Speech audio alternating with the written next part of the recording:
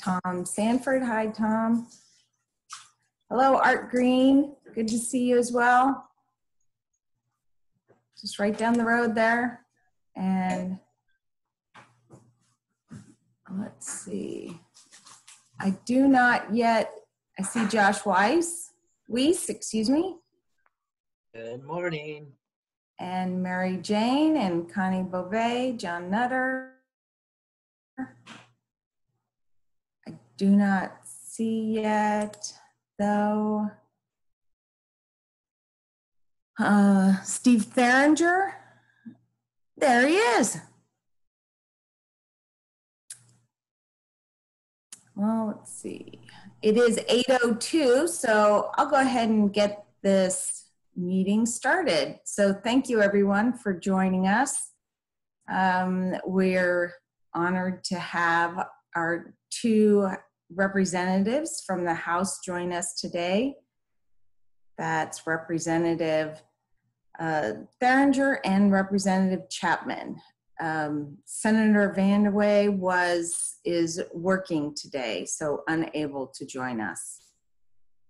So would one of the two of you like to kick it off and share with us I put some talking points there that we're hoping you might be able to talk about: the state revenue forecast, any idea of whether there'll be a special session, and I have a question about the coronavirus relief funds that are still being held at the state level. So, and any other topics you might want to share with us at this point, primarily in relation to business needs and the economy, since of course we are hosting a Clallam County Economic Development Council gathering right now.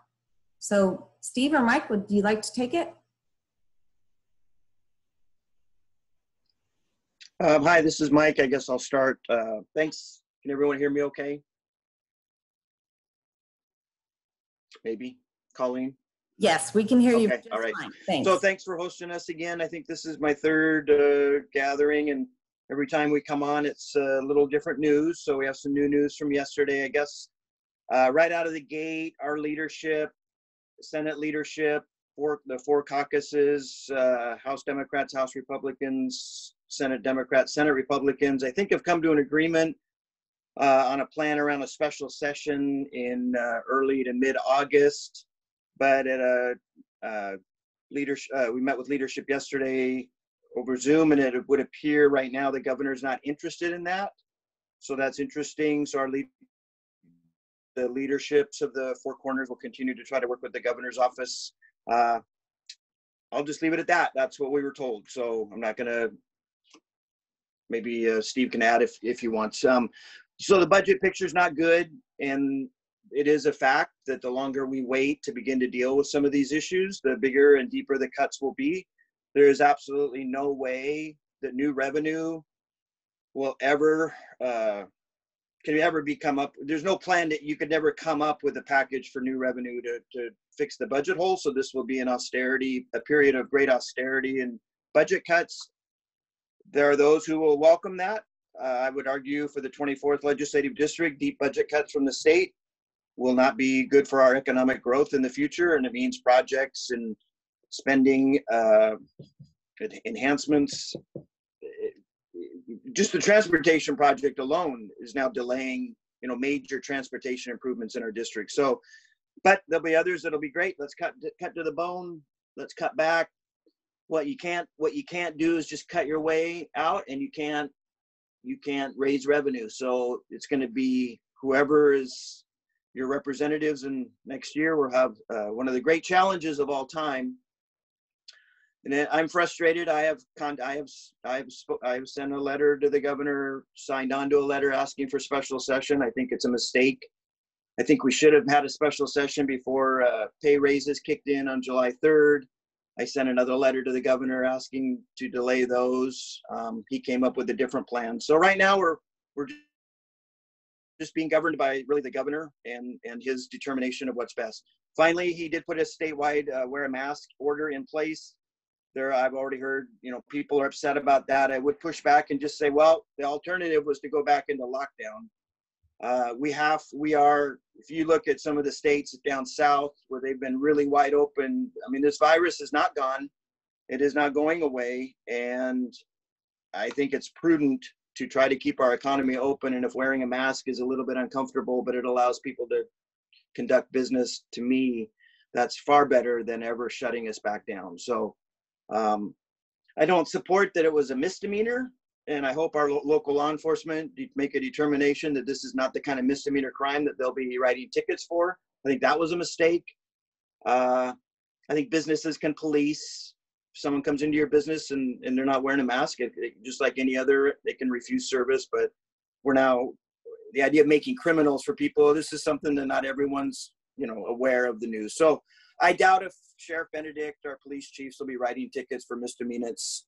But I think that's just another one of those irritants that was an unnecessary. Just wear a mask, people. Let's not make us criminals. I'll leave it at that. And so I'd also like to say last time it would appear that some of my answers were a little opaque or not clear enough. So when you ask questions today, I will try to be as direct as possible. I was not ducking any questions. I'll take your questions. And let me just say, for this pandemic and the response in the 24th, I take full responsibility for my actions, for not being able to move the governor on some things. And, this is landing right at our lap. And I'm not ducking my responsibility or anything along those lines. I fully understand this has been a terrible time. It's going to continue to be a tough time. And the budget cuts that are coming will impact local government, business. But anyway, would love to hear your questions, and I'll do my best to answer them as clearly as possible. So I don't know, Steve. Yeah, so good morning, everybody. Obviously, very challenging times, sort of unprecedented what we're dealing with. On the special session, the debate is around, it seems like yesterday I talked to somebody in the morning and they said, yeah, we're moving forward.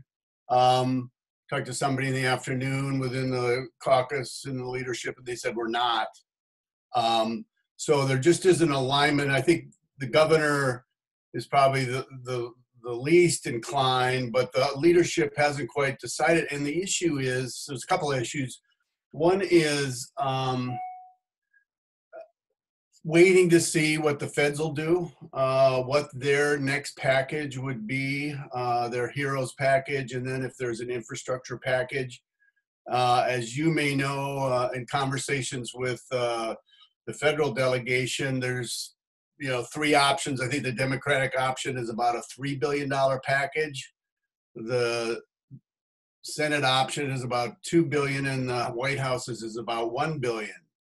If the Democratic option was chosen, the state would get about $10 billion, which would manage our gap. Our gap is it's $7 billion in the revenue forecast, and that ends up being 4.5 in the remaining year of the biennium. So from next week till the end of June in 2021. And that's probably the most acute problem we have, because we have to have a balanced budget there. If we took all of the budget stabilization account, the rainy day account, which is the BSA, and took any surplus we'd have, we'd come up with about $3 billion. And so we'd be out about 1.5 for this biennial year. And the challenge is that about almost over half of the budget is K-12, which is paramount duty, which is pretty locked up, and then Medicaid. And so you end up having to make those cuts, and what ends up being, only about 12, 15% of the budget. So that's where it gets pretty, as Mike was saying, you get pretty close to the bone on some programs. So there's some thinking among the leadership, I think particularly in the Senate, to wait and see if, what the feds do. That's why they're looking at, not doing it now, but doing it sometime in August. But then you ask yourself, if that it is the if you're, and then so are you going to look at both revenue, as I think some people in some of the caucuses probably want to do, or just cuts? And can you do that work in August, and does it have value to do that in August? So my understanding is there'll be a final decision made on whether there'll be a special session and starting probably the second week of August next week. So by this time next week, we'll know one way or the other. And I think that'd be helpful for everybody. I mean, I've had some discussions, you know, as capital budget chair, I've had discussions with the governor's office and with my counterpart in the Senate as to whether we could come up with some sort of capital budget stimulus to deal, you know, not have just bad news, but maybe put some dollars into the community for, you know, for a stimulus. Although the two pathways for doing that are challenging. One would be using existing bond capacity. So are there dollars in projects that aren't, you know, as ready to get out the door or in planning or hung up somewhere that we could take those dollars and redirect them to something that's a little more, what I would call ultra shovel ready, or do we get out the door more quickly? That number, as far as the capital world, would be probably in the tens of millions of dollars. We would probably focus it on broadband and childcare, you know, and you know, early learn, mostly childcare, because that's a huge issue for everybody across the state as far as getting the economy back up and going. The other option would be we try to do a bond bill, which would require, you know, a 2/3 vote.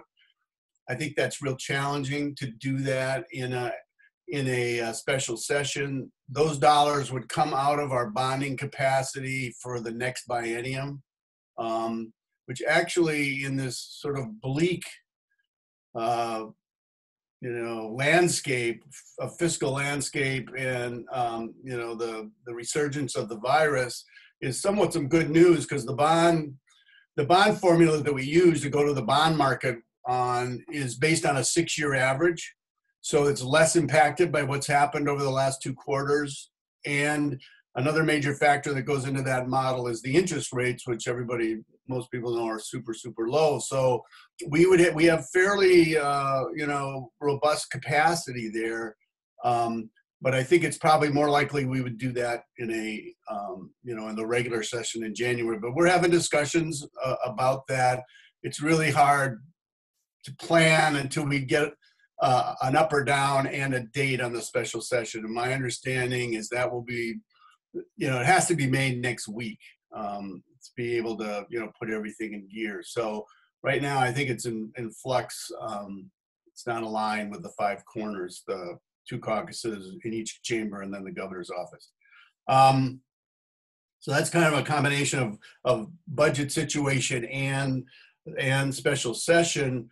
And I know there's been some issues around employment security department. What a perfect storm that's been, and incredibly challenging. I think Mike and Kevin in my offices, our staff has been working, you know, long hours to try to work through just the challenges of getting people their unemployment. It was challenging, as folks know, because, you know, they went from doing, you know, 7,000 cases a month to over 100,000, and then the fraud was put on top of that, and so it just became, you know, just a mess, quite frankly. And I don't think they've handled it as well as they could have. I don't think they communicated as well as they could have. You might notice in the headlines, they're shutting down all incoming calls for the next 6-8 days, I think, or week, so that they can process some of the adjudication and other things that are kind of hung up. They're in working with constituents. I think people are starting to get their checks. They're starting to work through a lot of that, but there's still some just, you know, really, you know, bad communication, bad management. But I guess, give them somewhat of a break because of just the overwhelming nature of the caseload, and then you know, the fraud on top of that. As far as the CARES money, you know, Colleen, you may know more than we know or I know.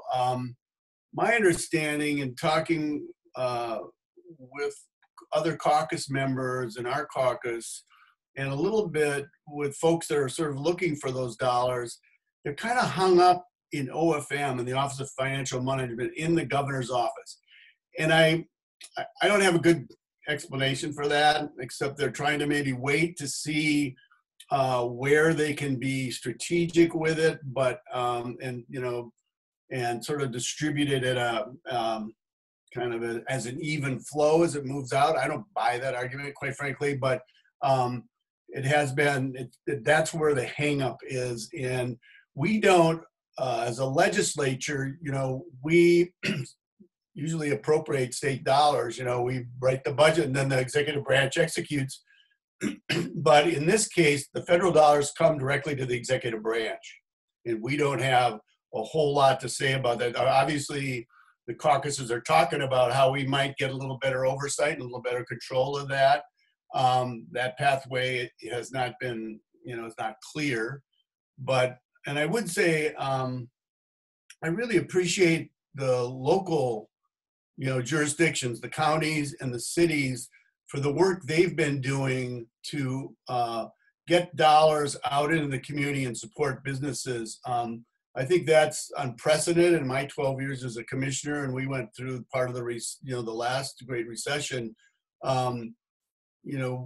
We did some of that by just what we budgeted, but I'm really impressed with what Clallam County, what Randy's doing, and what Mark's doing there, and how they're getting dollars out. Same with Port Angeles and Swim and in Jefferson County. I think it's the same case. Those local dollars can be obviously more targeted and more effective. The numbers aren't as great, but I think in this case, these difficult period, I think that any bit helps. So that's kind of a little bit of what I know. So I don't know if people have questions or Mike has other things.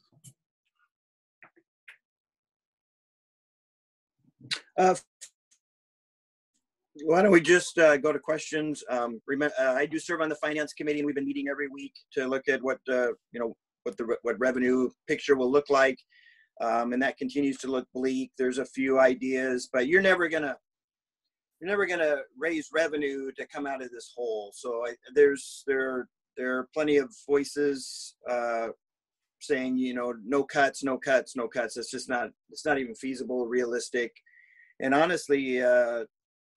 There's, we don't have a lot of tools. We're not going to raise sales tax. We're not going to raise property tax. We're not going to raise small, B&O tax. So, there's just not $8 billion of new revenue coming down the pipe anytime soon. So it's going to be more, really at the end of the day, it'll probably be more of an austerity budget that then trickles down to local government, local services. So I've been meeting with local government officials and kind of warning them, your storm may be coming next year more than this year. And I see just take your questions. Oh, go ahead. Yeah, I see in the chat room, there's a question from Jim McIntyre about contacting the governor's office. I don't think it hurts. This is a pretty complicated calculation, I'll say that, between the five corners, and saying that you think there's some advantages. I mean, that never hurts. I think Mike and I both support the advantage. I mean, we both were, signed on to the letters. We thought there was some big advantage to doing something in June before the end of the start of the next fiscal year. And we're particularly looking at rate increases for services and for some of the salary increases. That, of course, isn't happening. The governor did the furloughs and did that. So there's some savings there. But we do think, having a session sooner than later sort of stops digging the hole. But I do understand some of the points about waiting to see what the feds do, and we should know that hopefully by the end of July. So an August timeframe would maybe make sense. And then, on the rate increases and that, the furloughs I think help a little bit, but I don't think it's the same as if we'd have just not done the increases. But talking to the governor's office is helpful, I think, but also the leadership I mean, I think the Republican leadership, you know, they sent that letter and they had, I think, 13 points, which was, I think, I think those were good points. I think they made some sense. You know, that didn't carry the day. So it's probably the leadership in our caucuses, quite frankly, both the Senate and House Ds, that probably need to be contacted. Mike and I are bringing that message, but long answer to your question, Jim, yeah, contact the governor's office never hurts, I guess, in this case. So there's a question here from Rod Fleck. Rod, do you want to ask it, or if not, okay, he asks, so we have the numbers right. Could one of you please restate the budget shortfall and the percentage of the budget that is protected from most cuts? Yeah, I do not have the, you know, the chart in front of me. I can give you sort of what I would call directionally correct numbers. So the shortfall is 78 billion. And that's 4.5 billion in this biennium, this last year of the biennium. And so then we have roughly, I think, about, you know, 2 billion with combination of the budget stabilization account and our budget balance, you know, what we had when we left town in the spring, probably about 3. So the challenge, the number we have to come up with is 1.5 billion. And roughly, as I said, I think about 52% of the budget is for K-12, which is locked in, and then Medicaid or matched to federal programs, which we don't want to lose, you know, adds up to another, I think, 20-30%. So we're looking at areas that are unprotected by, you know, by either federal nexus or the K-12. So that, you know, that goes to higher ed is one of the areas. DSHS is one of the areas exclusive of Medicaid. You know, all the natural resource agencies, right? And I've been in conversations, as some of you know, I work a fair amount on long-term care issues. So I've been in conversations with Bill Moss, who's a Deputy Secretary for Adult and Long-Term Support Services. His budget, for example, when he did the exercise of, you know, the OFM director asked all the agencies to cut 15%, only 7% of his budget is staffing. The rest of his budget is, you know, providing for in-home care or providing or rates for different agencies, adult family homes. So to reach his 15%, he basically has to cut back eligibility quite a bit, and also had to reduce rates, which for some institutions, you know, family homes and other things, means that they would probably have to close down because they could not keep their doors open with those reduced rates. So that's a challenge, right? So that's really impacting people's lives. That's meaning people that need long-term support services just don't get them. And as we know, that population is kind of in the crosshairs as far as the virus goes. So those are some of the tough decisions we will have to make as we move forward, where those cuts will come from. And I think so it's not going to happen, as Mike said, just by cuts. I think it will happen with looking at some revenue and what revenue can happen quickly. And that actually, you know, gets you to things like, and Mike knows this better than I do because he's on the finance committee and they're looking at this, but you start looking at alcohol taxes, right? Or pot, or, you know, some of the sin taxes that, you know, you just make the decision and in a month the rates go up. The ones that are more regressive are things like sales tax and stuff like that and other things. But we're way too early in the discussion right now. And that, again, all in my mind leads back to we need this date, if and when, of when the special session will be, and then people will really focus on these policies and on these, you know, where the cuts would come and if there would be some revenue to help buttress some of the cuts. So I don't know, Rod, if that helped you, if that clarifies it enough, or if you go to the OFM site, or I could probably, our staff has given us we've gotten some documents on this. I just don't have them in front of me right now. So I apologize. I can post the economic revenue forecast, the council's report here for people as well. Or Josh, if you have it handy, if you would, that would be great.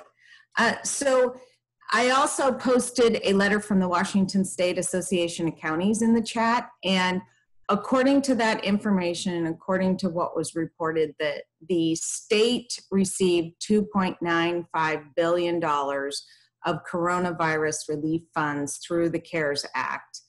And they distributed $297 million to small governments and $700 million plus to the larger governments.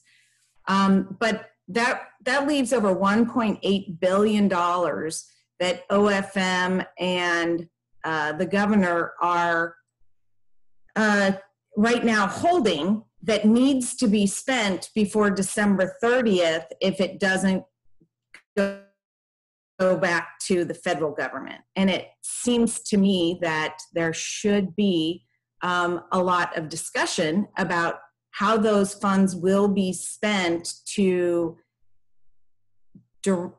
support the needs of the state in response to the coronavirus public health emergency. And I know that the governor has created some task forces and such, but how is the public, how is the legislature able to provide input or even understand how that $1.8 billion is going to be spent? And is there anything that the legislature can do, or we as part of the public can do to provide some input or have any kind of insight, some transparency into that decision-making process? Because it obviously needs to happen soon.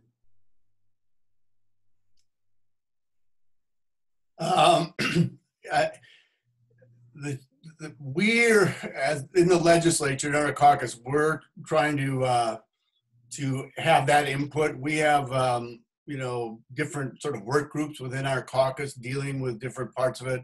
One is the economic impact one. There's a local government one, and they meet regularly with the governor. I will say, though, the governor's decisions and within OFM are still pretty opaque. They're and I have not spoken directly. I've not asked this question of chief of staff or the governor's office or the governor himself. What I've heard through the grapevine, and Mike may have heard other things, is they're kind of waiting to see, one, what the federal dollars do, so where is going to be the most need if this is all they have, and to be more strategic with it. I have concerns with that, but I guess as far as getting input to them, I would, contact either the governor's office. If you have specific areas where you would like to have that money spent, let Mike and I know, and we can work that up through our process. But we're not like sitting around the table with OFM and the governor and making those decisions. So I think I'm sad to say it. It's a little opaque for us. And as I mentioned earlier, that's the tension. We're used to appropriating the dollars and having the executive branch, execute as we appropriate. In this case, the federal dollars go right to the executive branch, and we don't have that. We're not in as much in that dialogue. That would be one advantage of having a special session and having people in town and being able to do that. Question is with the virus and with the uptick in the virus, will we actually be in town, or will we be on Zoom calls like this? Or it's just such an unprecedented time with so many variables. It's really hard to say, but you are right. The process is more opaque, I think, than both Mike and I would like. And if you have specific areas, I think the more specific, the better. We can certainly work that up through our contacts in the governor's office and see what's going on. But it is frustrating that those dollars out. I don't, I don't have a real great rationale for that, quite frankly. Okay, thanks, Steve. Let's see, some other questions here from Michael Smith. Do you want to speak, Michael? Yeah, sure. So I'll just read my foot. Thanks for the resources. People have posted a couple of nice things for us here. Aren't we past the time limit for an emergency where the governor gets to make all the decisions? What's the law on the time frame of an emergency where the governor can make all these decisions without the legislature?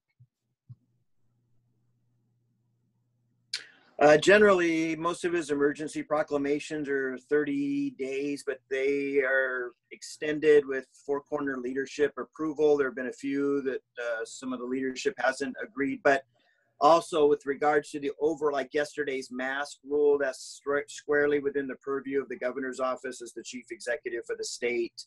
And there's he has broad powers. A number of years ago, the legislature gave the governor's office even more power than at one time they held. I think that is something that many of us are going to want to take a look at going forward, especially with Steve's comments. I agree with the lack of, whether it's opaque or just a lack of kind of working with your legislative partners.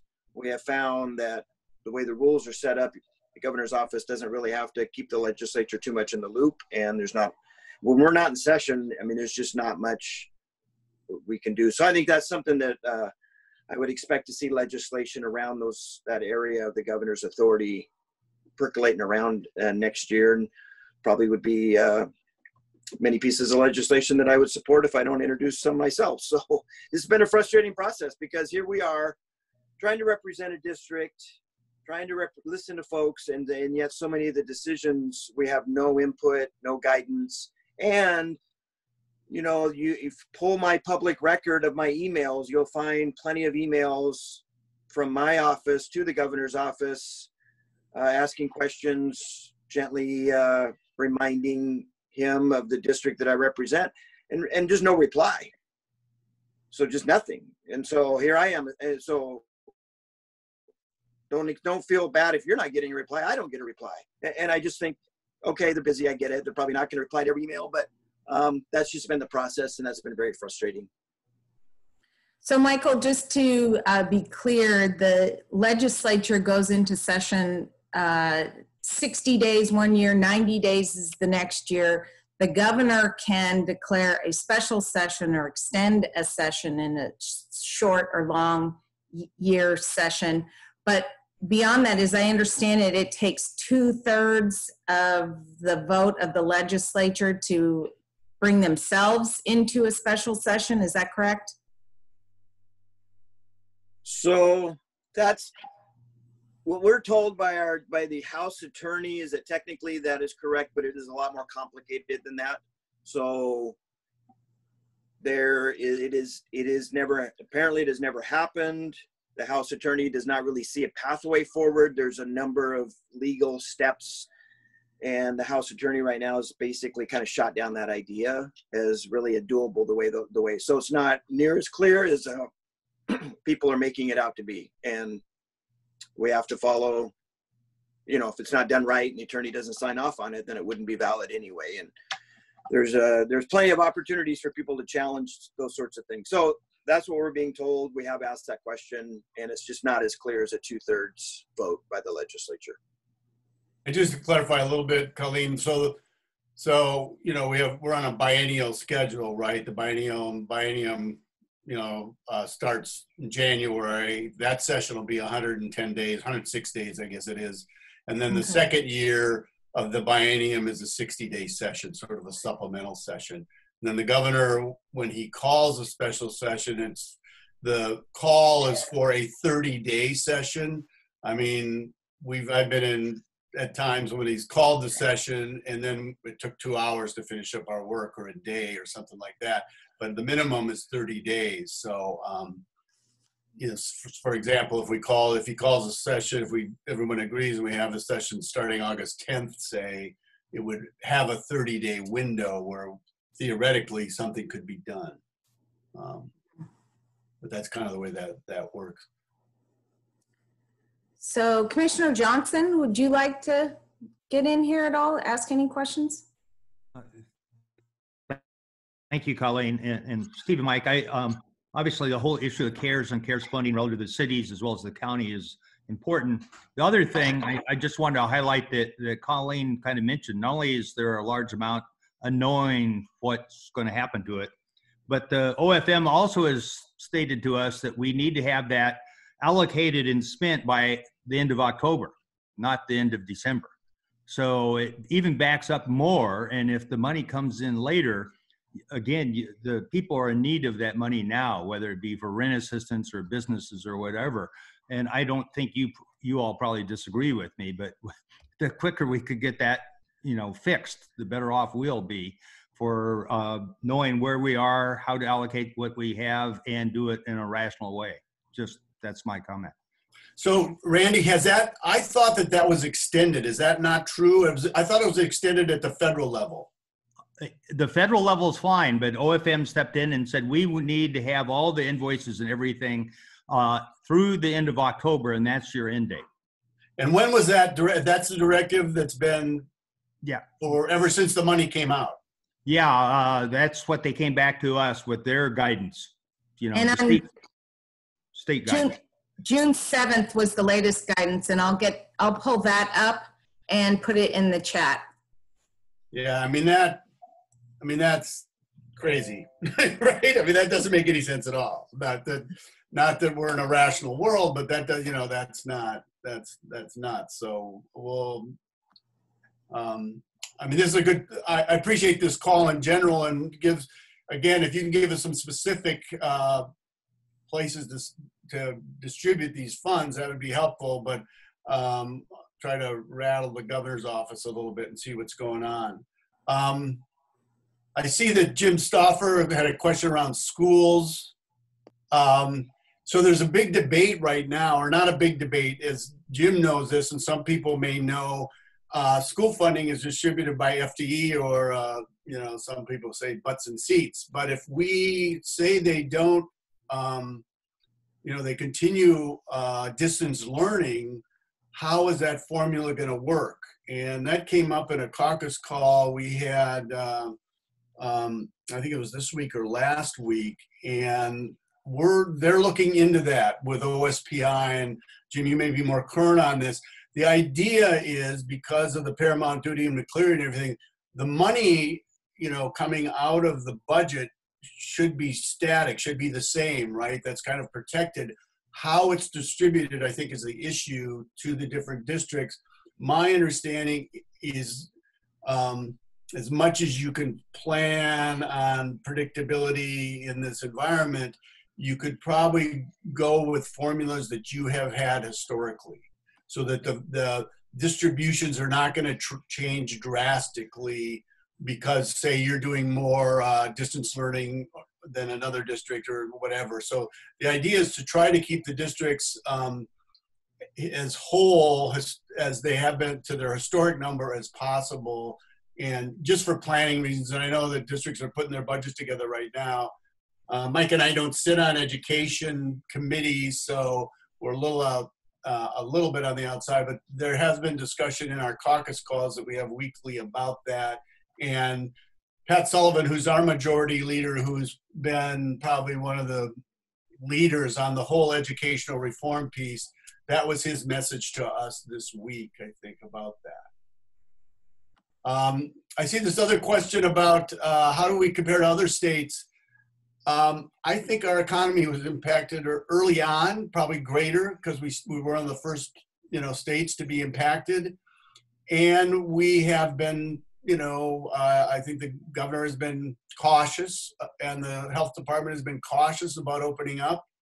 But I think you could argue, if you look around the country and the states are having this resurgence of the virus, that slow and steady may win the day here. But I think, and Mike, you may have better data on this, but I think, or other people might have better data. I think we were impacted, one of the first states impacted and shut down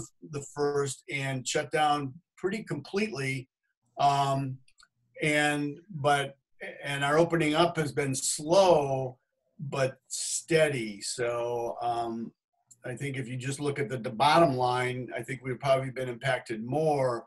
But I think over the long term, if you probably look at where we'll be, you know, say in December, I think we'll be in better shape than probably a lot of other places. So thus far, with regards to our economy, property tax has been okay.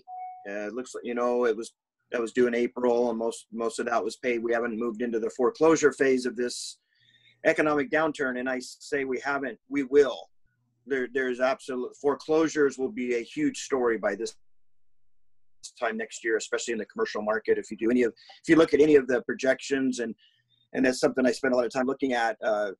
Commercial foreclosure will be a disaster nationwide, and it probably will be really impacting Washington's economy. So that's the good news to look forward to there. I don't think residential foreclosures will be as bad as it was out of the financial crisis. So thus far, property tax has been holding steady. Sales tax, thank goodness we had, I mean, I know many people disagreed, but we did have the Wayfair court case, and we changed how we collect sales tax on online purchases.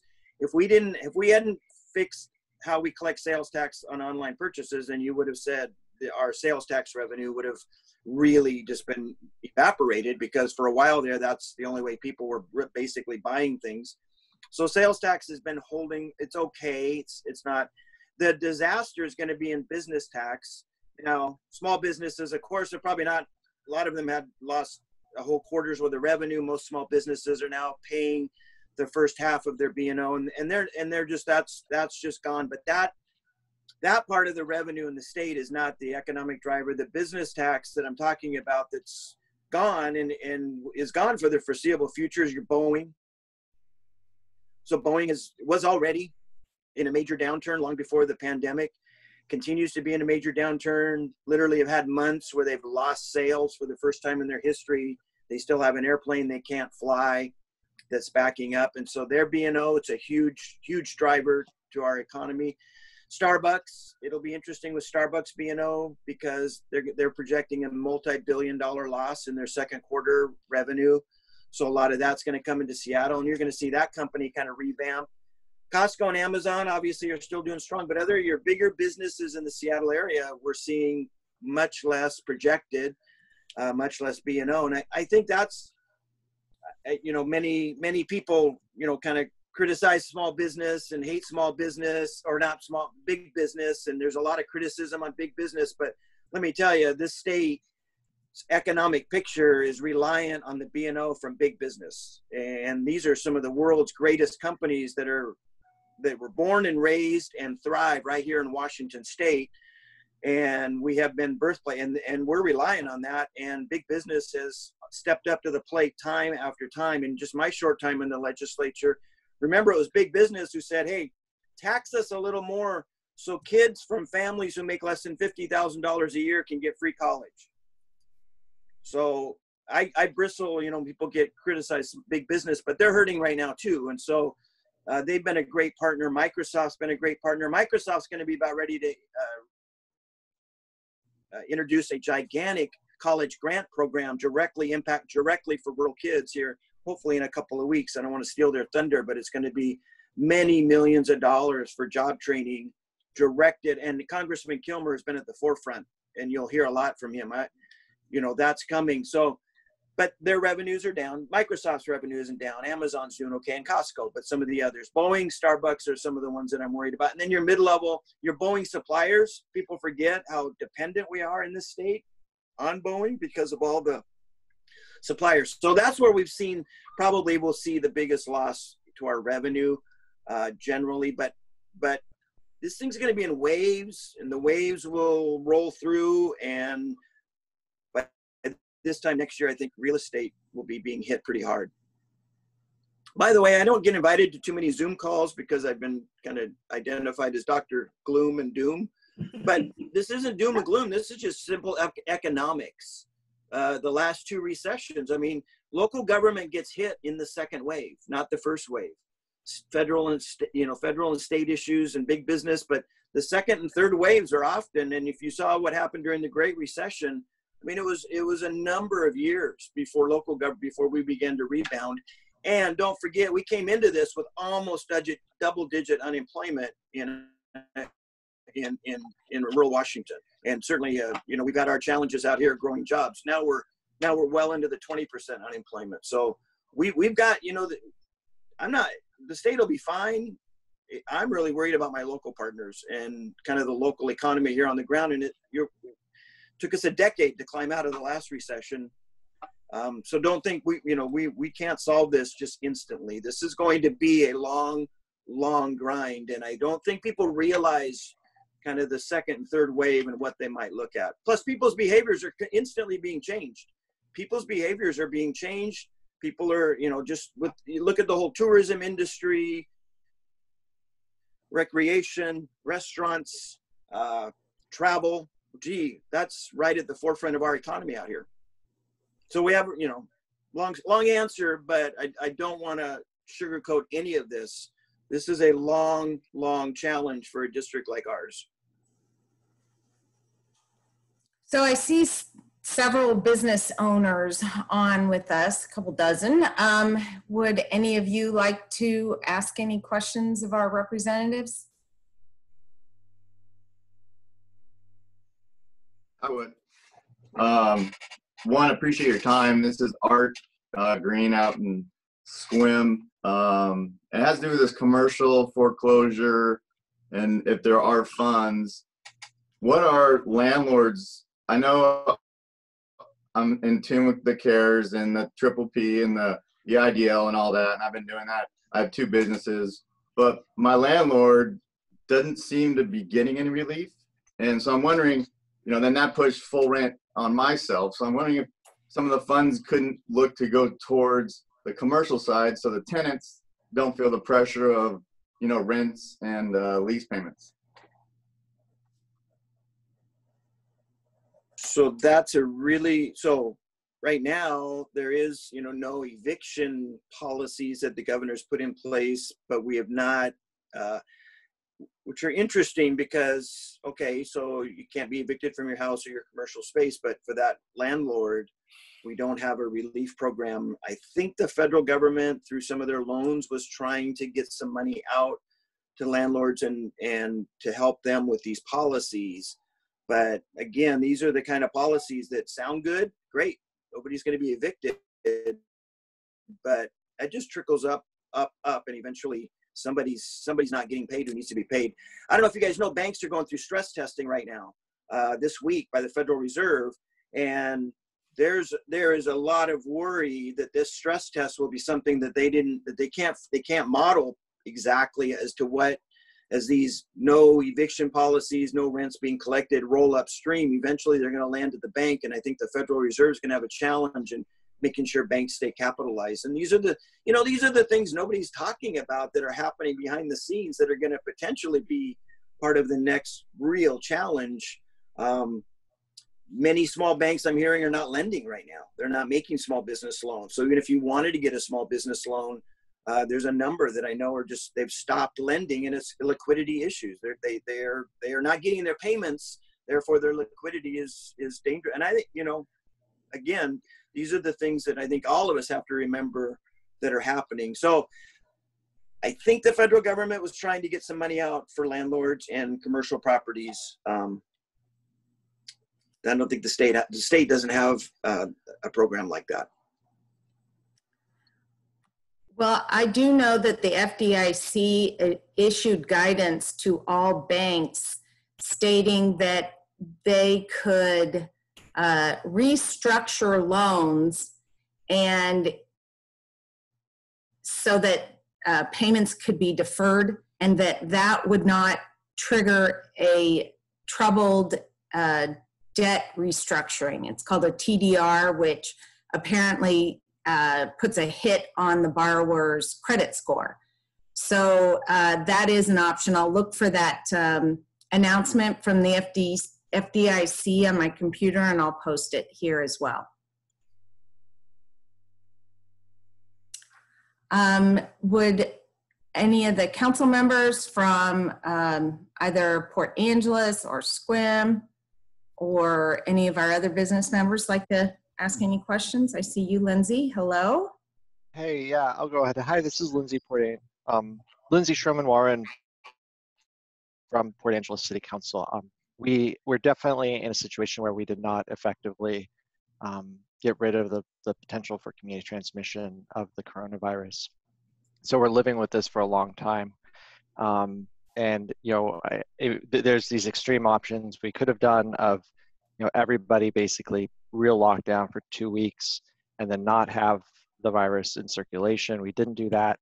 And we also appropriately did not just let it rip through the community, which would have been really tragic in consequences for vulnerable communities, and the healthcare system couldn't have tolerated that. So instead, we're doing this throttle on, throttle off, which I don't think anyone has an appetite for going back to phase 1 or, you know, not moving out. And yet the consequence is that we, you know, we can't really restart the way that other countries that have effectively managed this virus have done. So I think that's, you know, the biological reality that we're in as a result of policy decisions that were certainly beyond our control at the local or possibly even the state level. So, you know, what do we do now? I mean, we're not in a situation as a state where we can do stimulus. I mean, the state is limited in its revenue, and I understand it's going to work down its reserves. But, you know, revenue replacement for local governments is not the same as stimulus. It's like we've forgotten Keynesian economics, and that we need to reinvest at a time like this in order to pull ourselves out of a depression. But we're not in the situation to do that. I don't think anyone really expects anything favorable from the federal government for states and local governments. And so, you know, we're left in the situation as local government of trying to do what we can while also recognizing that, you know, we still are not pulled out of the Great Recession. So how has Port Angeles been balancing its budget for the last 10 years or so? It's been by deferring maintenance. So everyone who sees the streets that need more maintenance throughout Port Angeles, that is how we've been balancing our budget as a city, is deferring that maintenance. And the state doesn't hold us accountable to that. They consider that a local policy decision.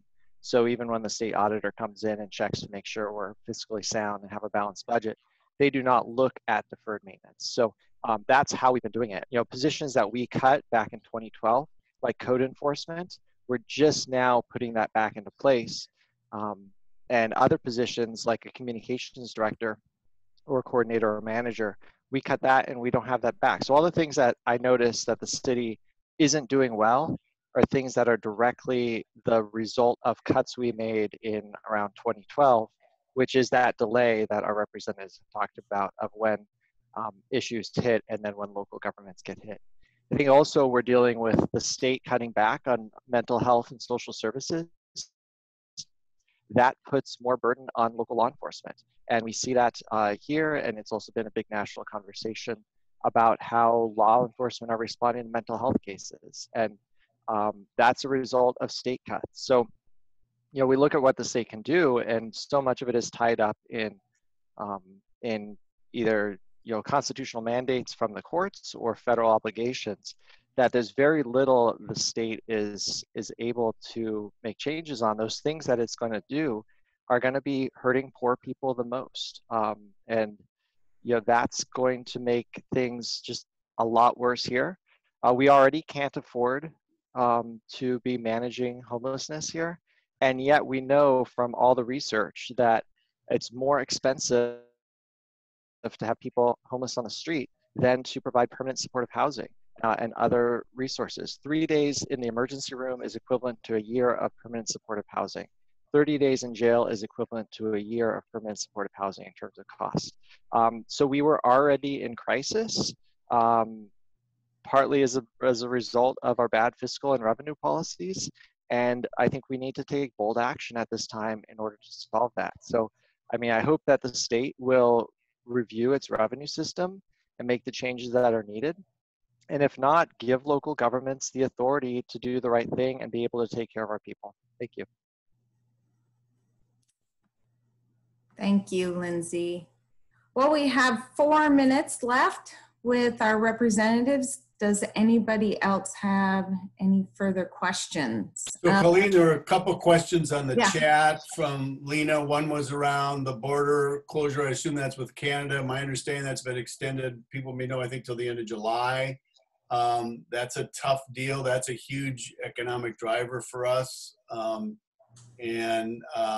they're pretty, I mean, as I've said before, the virus kind of writes the script here, right? So until we get our numbers down, Canada's not going to let us in. Let's just be frank. So wearing masks, you know, as uncomfortable as that may be, social distancing, we really need to drive our numbers down because, you know, that's what's determining how quickly we can open up the economy and open up the border. And she also asked about grants. Grants in themselves are a relatively small amount of the budget, and I can speak to the capital budget side. We like to get that money out and keep it working, right, and keep people working. So that's not a place where we can capture, millions of dollars or hundreds of millions of dollars. So I don't think that. I'll give one example, the Model Toxic Cleanup Act, the MOTCA, which is based on fuel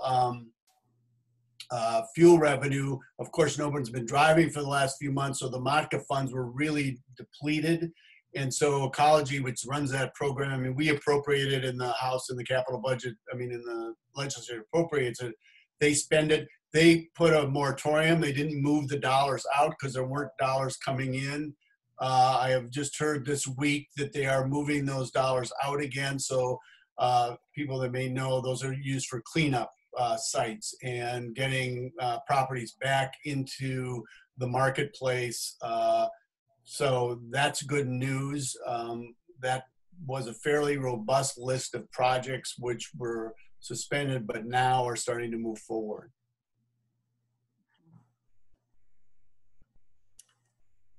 So I'll also just add that as part of the governor, I mean, in asking the agencies for their 15% across the board, there were some new programs that were appropriated that I don't think are going to move forward.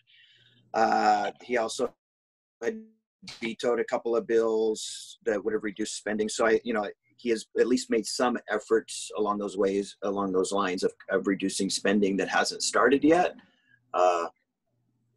Not as much as probably he should have, but there is this great hope that the federal government's gonna push a wall of money to states. I'm not as hopeful of that. I wanted to jump in there if I could, and just say something. Thank you, Steve, for bringing up the border, but I want to be real clear with everybody. Just like in our system, the states have control over a lot of the aspects of public health. BC has control over the aspects of health in Canada. They are not looking to budge, not this year even. So it's going to be a longer road. It's probably more like next year, middle of next year maybe. Unless something drastically changes, they are not approving of our handling of COVID, we'll say. And the public is polling like 91% against opening the border to US citizens crossing into Canada. So please don't think it's month to month. Please don't think July is going to happen. I just don't want to give people false hope. It's a hard thing to hear, but it's not going to happen soon. Yeah, that's tough news, Ryan. But thanks for that clarity. And for everyone, Ryan Lane is the owners of Blackball Ferry. So also Ray Charayath asked if any of the federal funding that we are seeing, could some of that be used to prepare phase 2? Yeah, or the second wave, I think he means, of a potential virus outbreak. It could be. I don't think dollars are the issue with the second wave so much. I mean, I think there's dollars from the CARES Act, as folks know, that go to advertising. You'll see public health ads and stuff like that to sort of inform folks. And I think that's fairly robust. I think the my understanding in conversations with hospitals as far as capacity, surge capacity, things like that, right now we're okay. I mean, if you're not in Yakima, right, but or in places where there's been huge surges, so I don't think that's a dollar issue as much as, again, everyone following good public health protocols to minimize any uptick in the virus. Yeah, so. Yeah. Colleen, let me just say something quickly. Part of the CARES Act money, the county's allocated to public health nurse forever. I mean, we needed it anyway. It's just one of those things that hand in contact tracing, et cetera, as well as finally making sure, hopefully by the time we get there, that we have all the PPE that we actually need, and we're still scrambling for some of those things. So, I mean, we are using the CARES Act dollars certainly to fund those kinds of activities.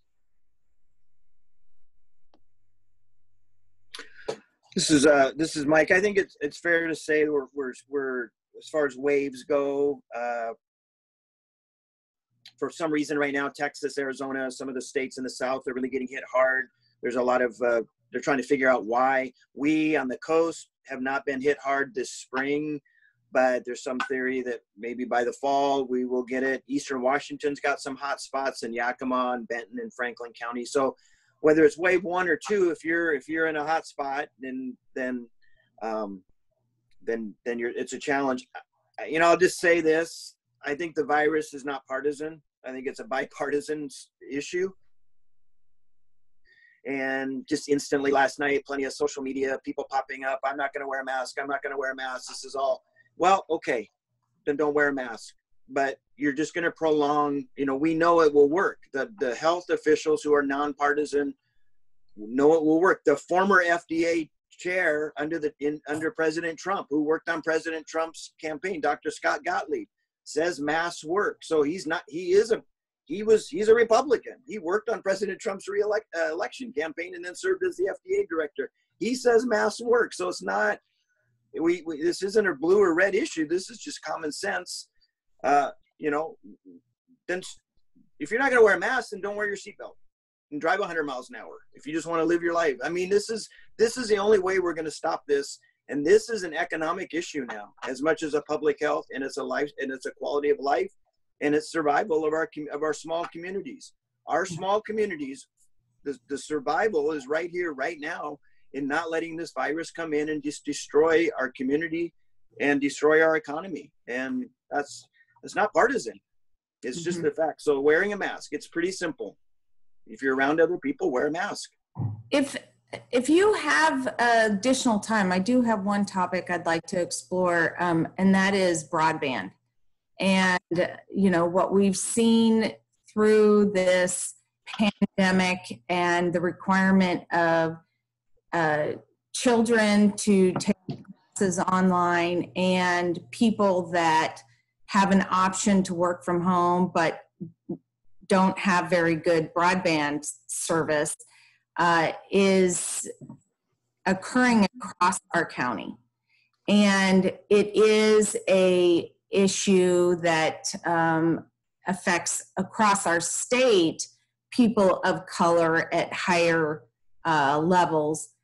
However, in our county that's 87% Caucasian, we have a very high percentage of both poorer people that don't have the 25 down, 3 up defined minimum for acceptable broadband, but also wealthier people that can't get it.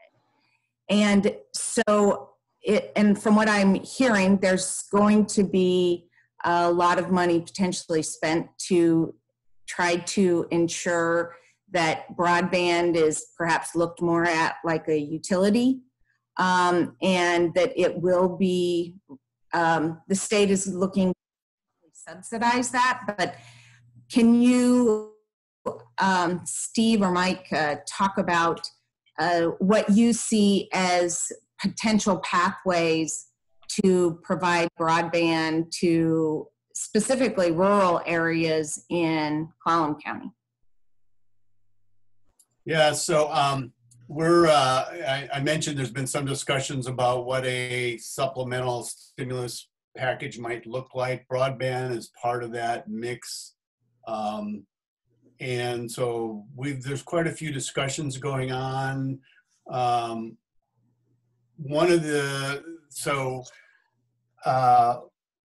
Right now, the state policies do not allow PUDs, which are probably the best example of a utility, right? They're providing electricity to everybody.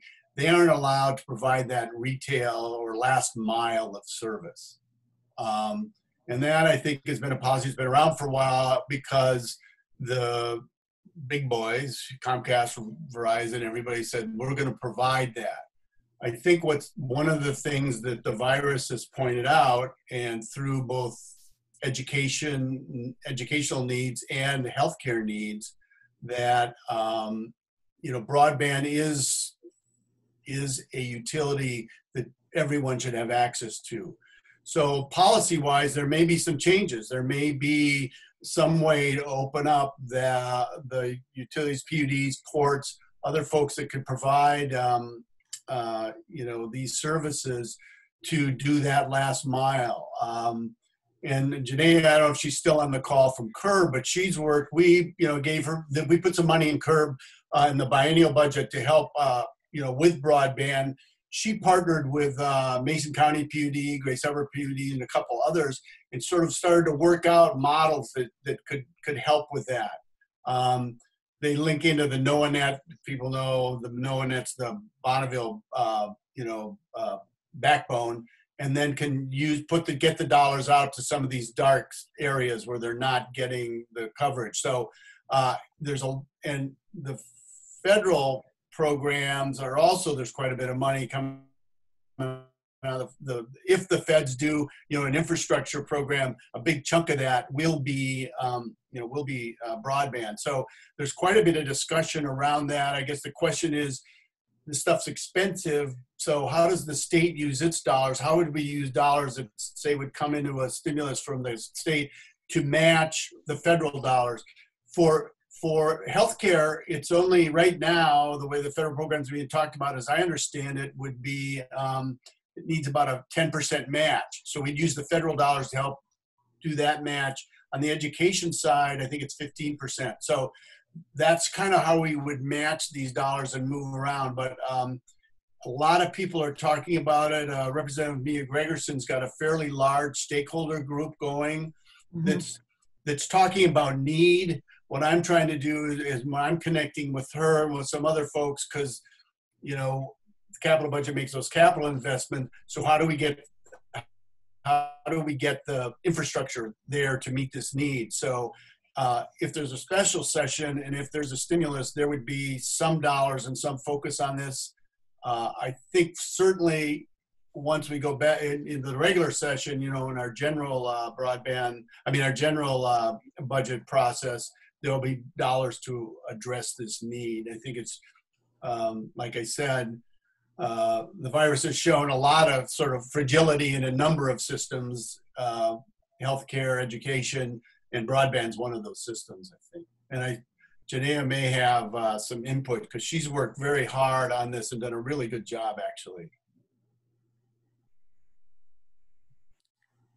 Janaea, are you still on?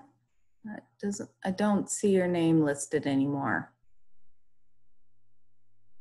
Oh, yep, there she is. I think you're on mute or we can't hear you.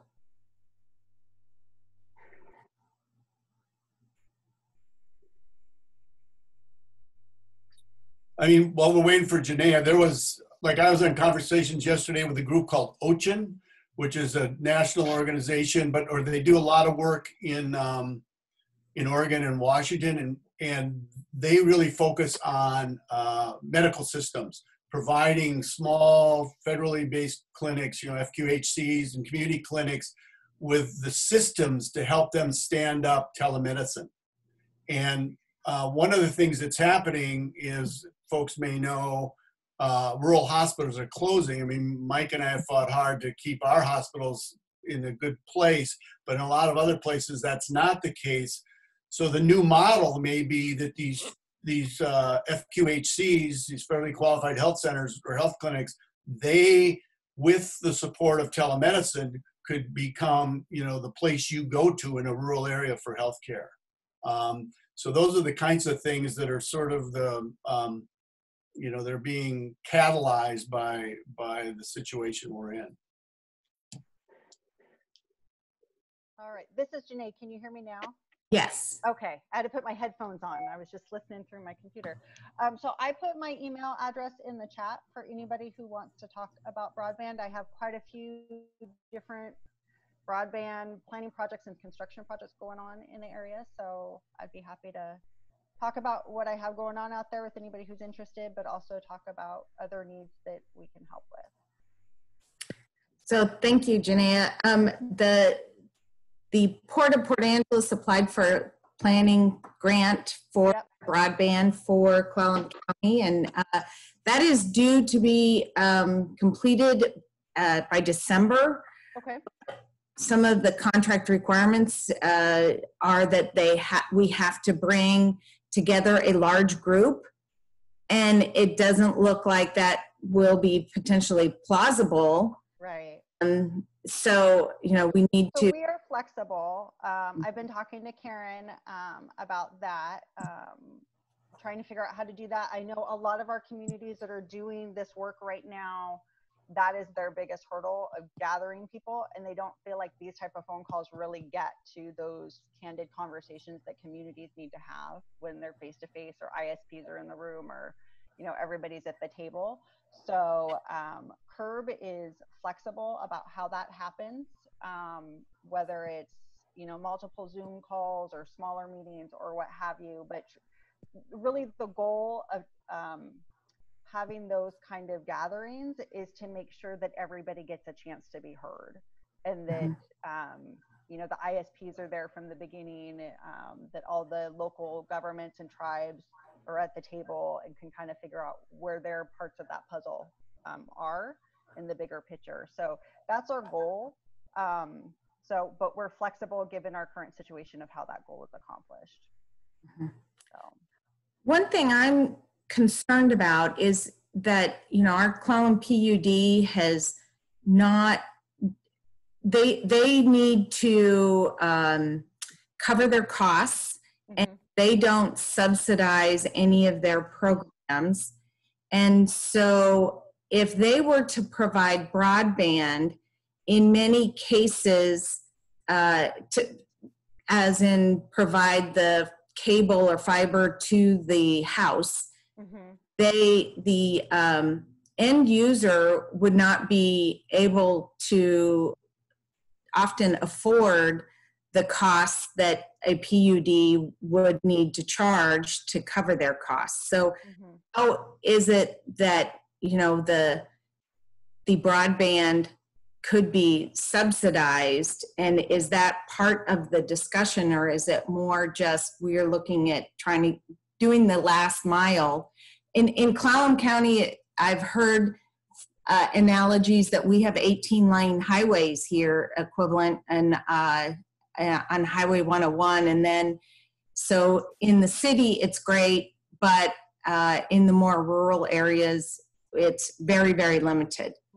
And in a lot of places, at my house, to get on this, I have to turn off everything else, no cell phones, etc. And I'm willing to pay more, but the most I can get is 37 down, which often goes down to about 10 or 15. And but there's not an option. So, you know, but where I'm more concerned is for those that cannot afford to pay for broadband speeds at, you know, at $100 a month or $85 a month or something, and they're just trying to get the minimum.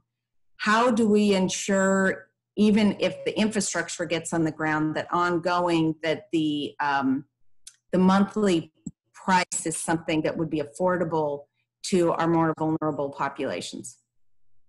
Great question. So for me, I gotta tell you, I've been in the broadband arena almost 10 years now, and people laugh at me when I say it, but If it's not available, if it's not stable, if it's not affordable, it's not there. I mean, that's ultimately, I mean, we can build it, but if people can't afford it, I live in Olympia and my cable bill, internet bill's over $200 a month.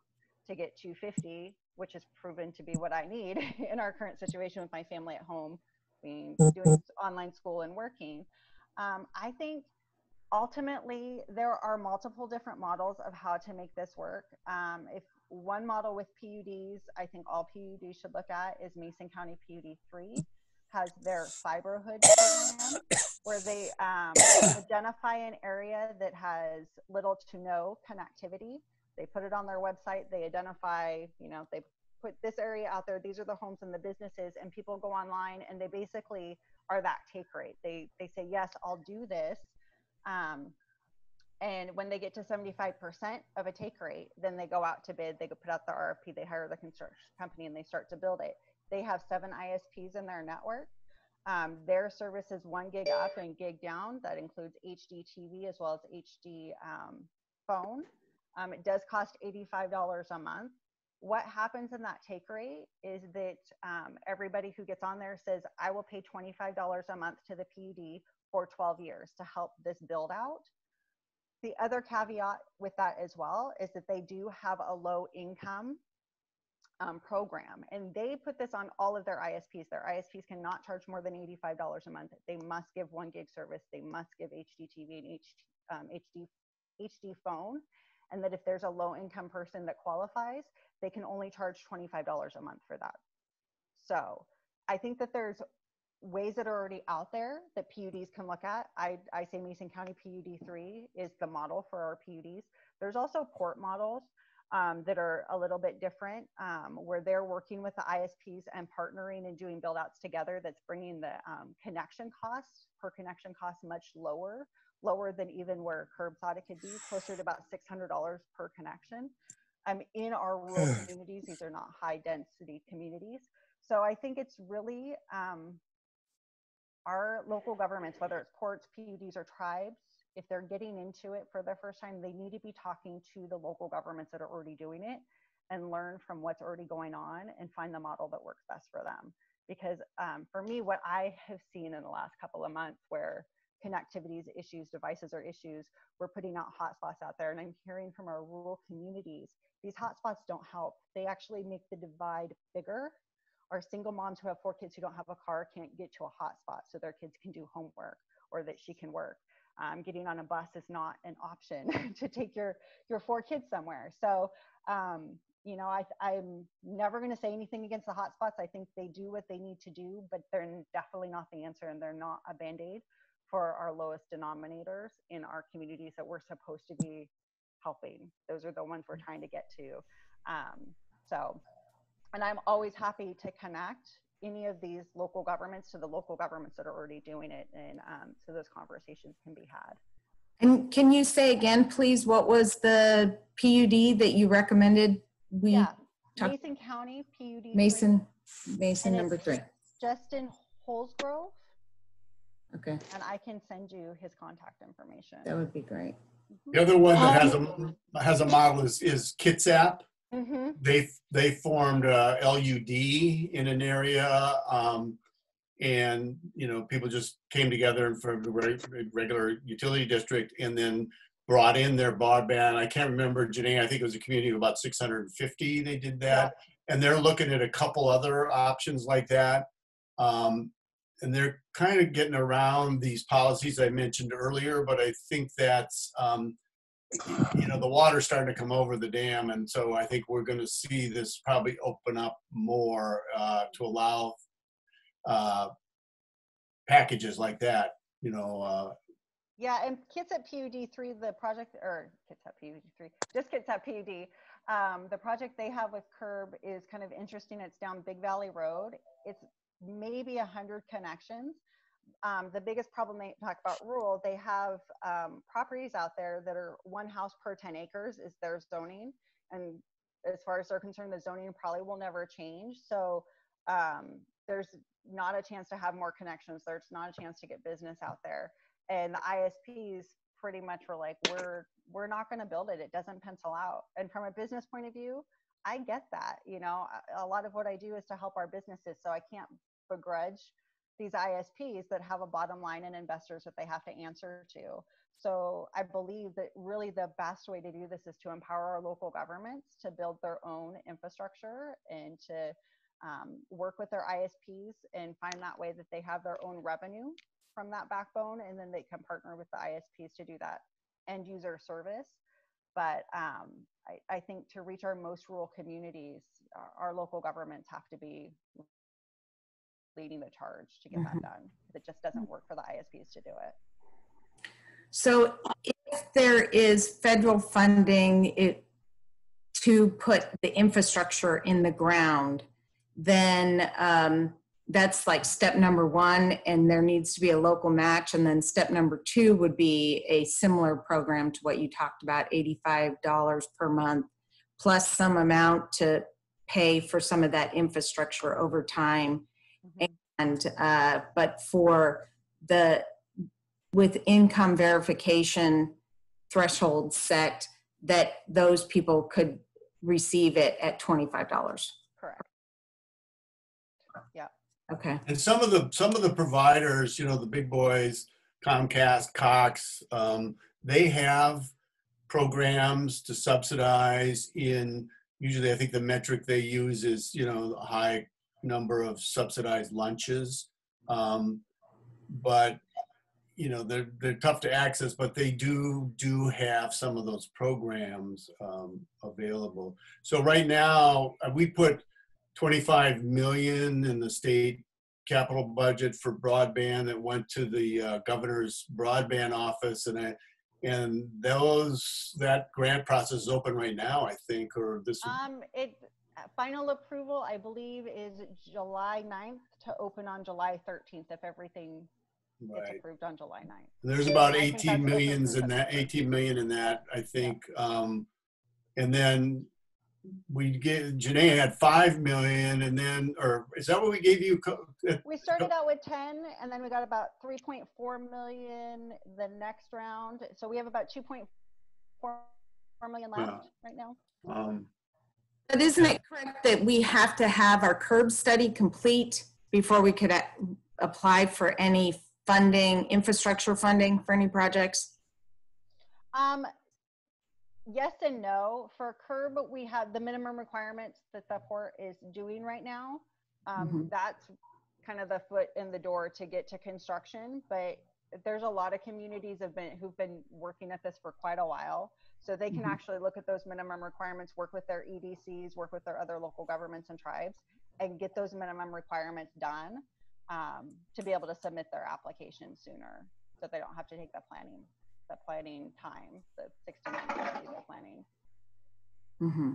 The biggest planning is to, you know, make sure that communities are being talked to, but making sure like revenue plans are done, management plans are done, just making sure that everything's been thought about and making sure that the right local government is the one who's taking it on. Some of our cities, it's really hard for them to do it, but for a county or a PUD, a port or a tribe, with the bigger footprint, it seems to be an easier task. Colleen, this is Patty Morris. Yes. Having some experience in this and some history, I don't know, many of you may know I have done work for WAVE, I've done work for CenturyLink, I've done work at the county for broadband fiber, for networks for the county.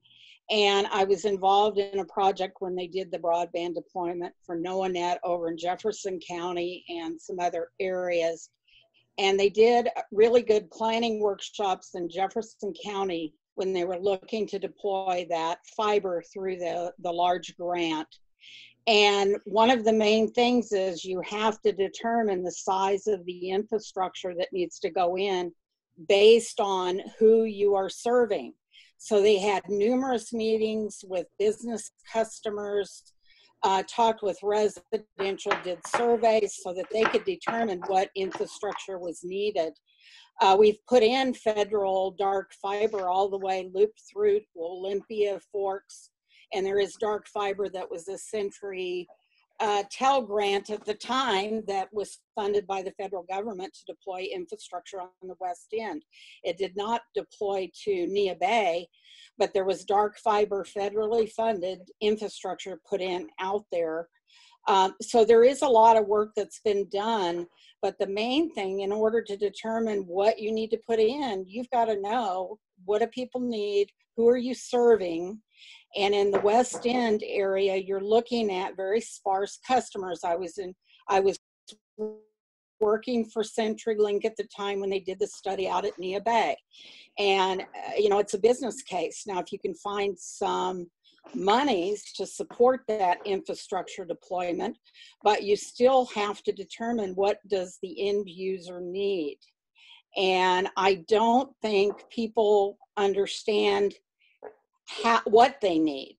And so there needs to be some layman terms associated with what, you know, to talk with customers about what you need or want, because you can't really determine the price of things until you get that all together. I know PUD is working on some infrastructure costs, but they're going to probably be leasing through NOAANet for infrastructure, and there may be some better ways to do that with existing infrastructure out there already. But it was really, really important, the things they did in Jefferson County to determine the last mile and what was really needed. And it was clear people did not know what they needed. And so it took quite a bit of time to determine that, to determine the size of how many dark fiber fares you needed to put in order to serve the area. And you can't just start putting in dark fiber everywhere, hoping you're going to have people on the end of it, regardless of the cost. It becomes very expensive. Thank you, Patty. Mm-hmm. Does anyone else have anything they'd like to ask? If not, I sure appreciate everyone's time, especially our esteemed representatives, Representative Theringer and Chapman. Thanks so much for joining us. I will say that we still are trying to help many businesses get through the ESD process and the pandemic unemployment assistance. Seems like each week maybe one finds some resolution, or you know, they get a partial payment. So we are seeing progress, but I'm working with at least 30 businesses that still have not, business owners that have still have not been able to find resolution to that. And I know a few of them I've asked that one of your offices help with. And so, but also Brandino Gibson, who works at Employment Security Department, actually the WorkSource office, has been really helpful, and he's got a back door to an adjudicator that he tries to get them to help out. So thank you. Any new news on how much funding is now still lost or stolen from ESD? The last I heard, it was 550 to 650 million was fraudulently applied for and distributed, but they received 337 million back of that. So somewhere around 300 million was stolen. Is that any new updates? Right. So I think the good news is, and I was part of a coalition of legislators who wrote a letter to the state auditor, and the state auditor's office and the state auditor herself instantly responded and moved in. And so the state, just rest assured, the state auditor is now going over the entire issue with the fraud and at ESD, and the state auditor is an independently elected office, and I have great confidence that her and her staff are taking this as seriously. They're also working with the state treasurer. So in that area, we do have oversight outside of just the governor's office. So I don't think the governor's office is going to be where we're going to get the final numbers from. I fully expect that that will come from the state auditor and ultimately the state treasurer and the feds. They're probably reluctant, from the last that I had heard, they're fairly reluctant to release any more information because it's an ongoing investigation. The Secret Service is also involved, and in the ability to reclaw some of those dollars back, they don't want to tip their hand too much.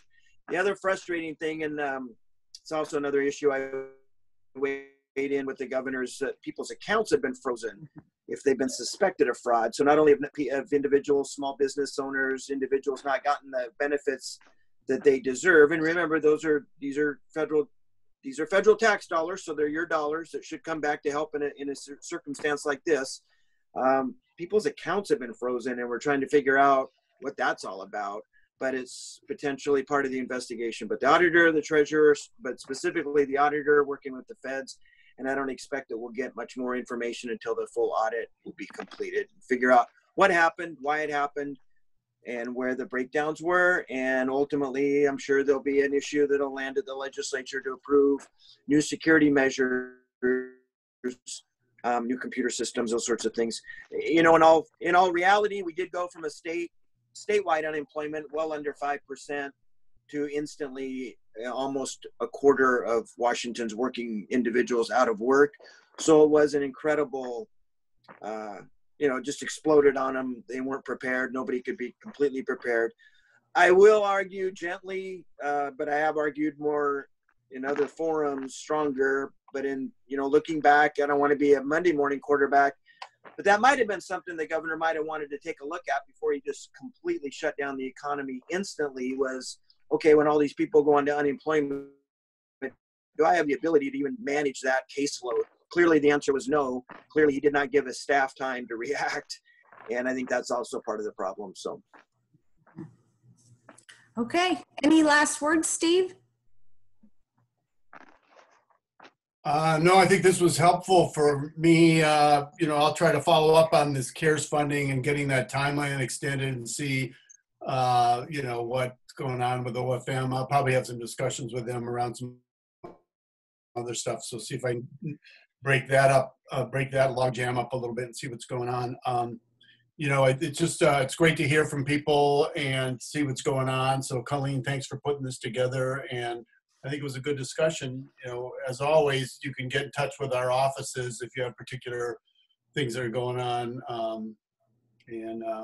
Let's just keep plugging away here. I am on Maya Gregerson's call.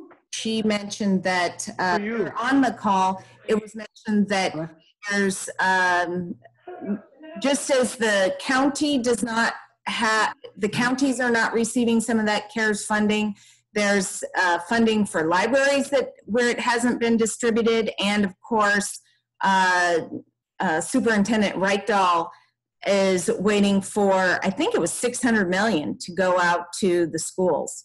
And that had not been distributed. So a lot of funding there that we are hoping will be distributed sooner than later.